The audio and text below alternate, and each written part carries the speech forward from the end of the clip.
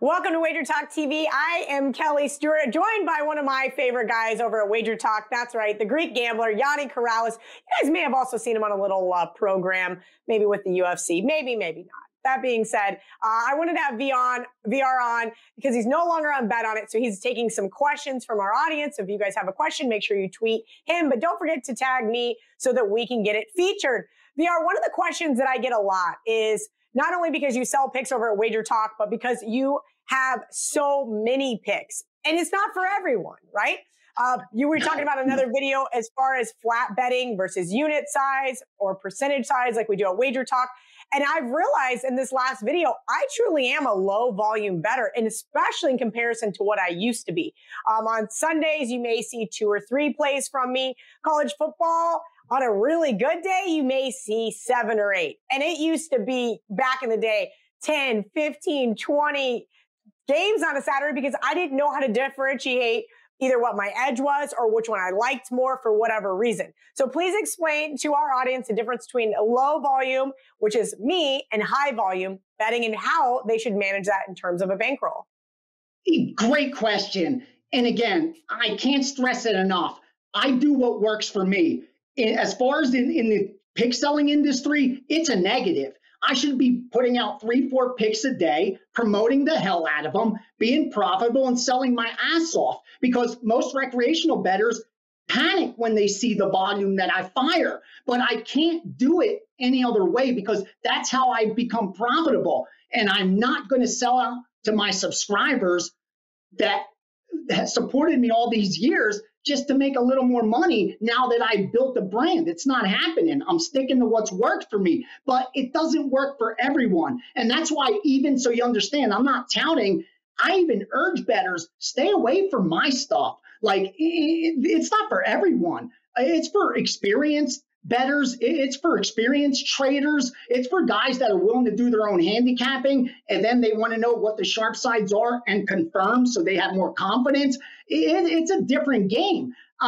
So I think you need to, number one, determine what kind of bettor you are. How are you most comfortable? Are you more comfortable trying to narrow down a handful of strongest bets and have it come down to those where you got to know going in, you're going to need a higher win percentage for more profit? Because if you're only betting 10 games a week, even if you're 60%, you're going 6-4, mine is juice. You're up 1.5 units a week. You got to bet a decent amount of money to sustain a lifestyle of a professional bettor if that's all you're betting. So you have to factor that into the equation.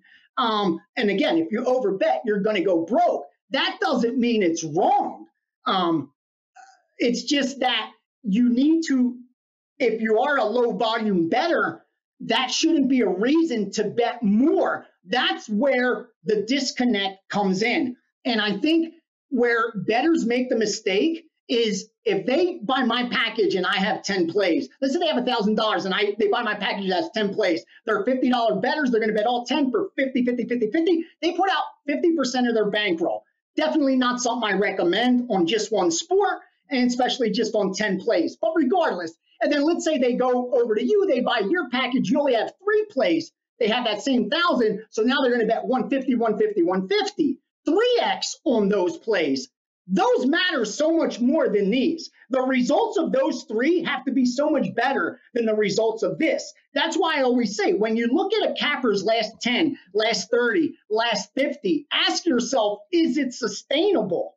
Meaning if they're 70% over the last 50 bets, they're not going 70% over their next 50. I'm sorry to tell you, I'm not going it. Nobody's going it. You're going to regress towards the mean. So getting back to Kelly's question about, do you bet size differently if you're a high volume or low volume bettor? I think no. That's where the mistake comes in, that bettors bet size on their bet amount of bets, not on their edge per bet.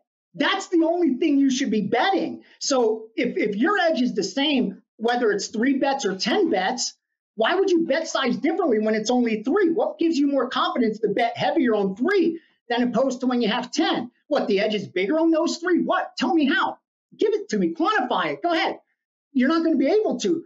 That's my point. So as long as you're betting consistently whether it's 1 game a day or 30 games a day, your bet size needs to be the same. I know that sounds crazy, but I'm telling you, or else you are over betting your bankroll and you are a mathematical certainty to go broke.